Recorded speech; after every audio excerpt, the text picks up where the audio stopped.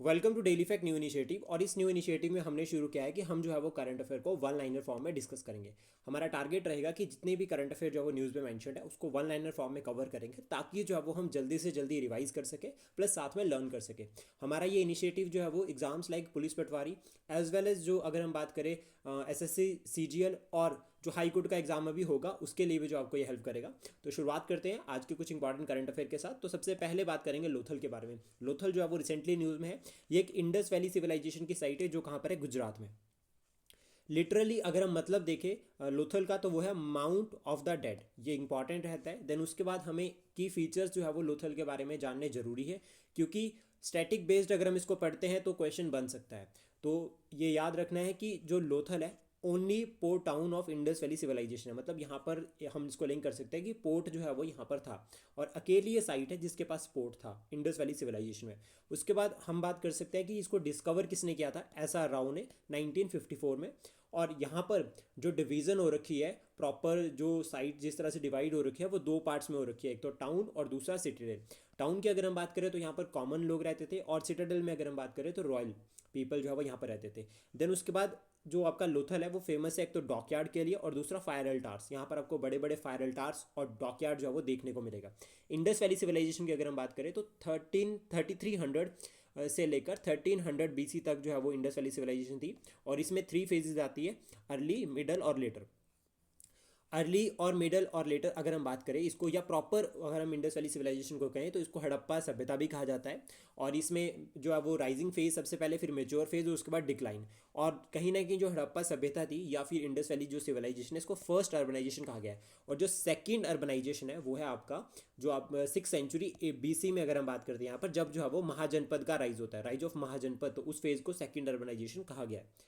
Then उसके बाद next है एक्सरसाइज अग्नि वॉरियर का 13th एडिशन महाराष्ट्र में हुआ। और ये एक्सरसाइज किसके बीच में है, इंडिया और सिंगापुर के बीच में। ये मिलिट्री एक्सरसाइज है, ये ध्यान रखना है। देन उसके बाद नेक्स्ट आता है रमप्पा टेम्पल, या इसको जो है वो रुद्रेश्वर टेम्पल भी कहा गया है। ये कहाँ पर है, तेलंगाना में। और ये टेम्पल जो है वो काकतीय स्टाइल में है।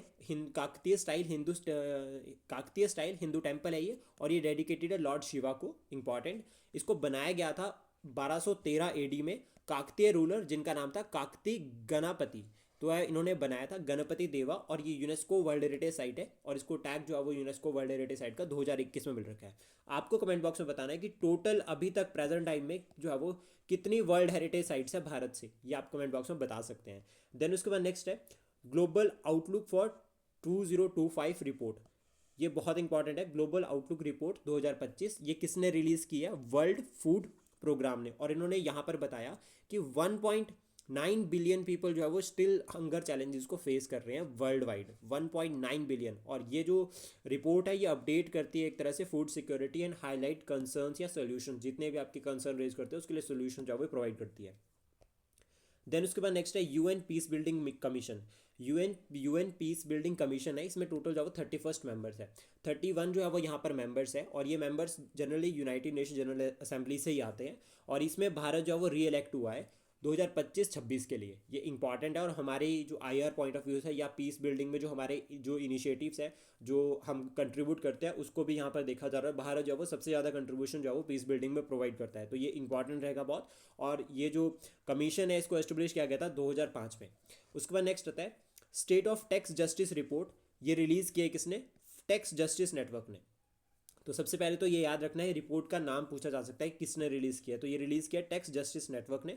और ये हाईलाइट कर रहा है global tax losses to global tax abuse and provide assessment of global tax reforms. अब इन डिटेल अगर हम यहाँ पर बात करें तो लाइक इन शॉर्ट में भी या डिटेल में भी अगर आप देखते हैं तो यहाँ पर जो कंटेंट है ये रिपोर्ट हम मेंशन कर सकते हैं, जहाँ पर हम बता सकते हैं कि टैक्स अब्यूज ग्लोबल लेवल पर कितना हो रहा है।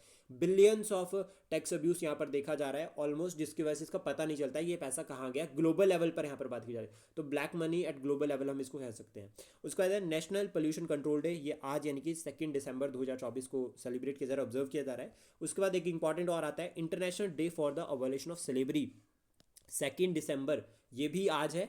और इसकी थीम अगर हम बात करें creating global freedom, countering racism with justice in societies and among Nations, ये थीम रहेगी, बहुत इंपॉर्टेंट। और स्लेवरी अबॉलिश जो है वो भारत में हो रखी है।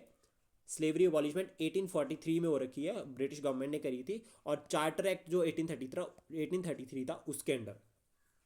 देन उसके बाद नेक्स्ट है ग्लोबल वेजेस रिपोर्ट 2024-25, ये रिलीज करता है इंटरनेशनल लेबर ऑर्गेनाइजेशन। और इंटरनेशनल लेबर ऑर्गेनाइजेशन कौन से ईयर में बनी है ये आपको कमेंट बॉक्स में बताना है। देन उसके बाद नेक्स्ट है ऑस्ट्रेलिया ने यहाँ पर पास किया है फर्स्ट लॉ, मतलब ऑस्ट्रेलिया जो वर्ल्ड में पहली कंट्री ऐसी बनी है जिन्होंने बैन किया है कि 16 साल से नीचे या 16 साल के बच्चे जो है वो सोशल मीडिया पर नहीं होंगे, बिल्कुल बैन, रिस्ट्रिक्ट कर दिया बिल्कुल। ये एक इंपॉर्टेंट इनिशिएटिव लिया और इसमें उन्होंने कहा है कि इसका असर उनके एजुकेशन मेंटल हेल्थ के ऊपर पड़ता है।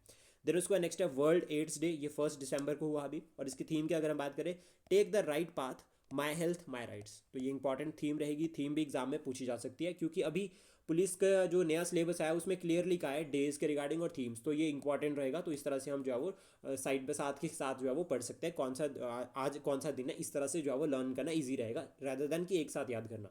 देन उसके बाद एट द एंड कुछ इंपॉर्टेंट क्वेश्चन देखते हैं। युद्ध अभ्यास ज्वाइंट मिलिट्री एक्सरसाइज है between India and, second question है national pollution control day is observed on. ये दोनों क्वेश्चंस के आंसर जो आप कमेंट बॉक्स में कर सकते हैं। आई होप ये इनिशिएटिव आपको अच्छा लगा हो। Please support share and subscribe daily fact. Thank you for today.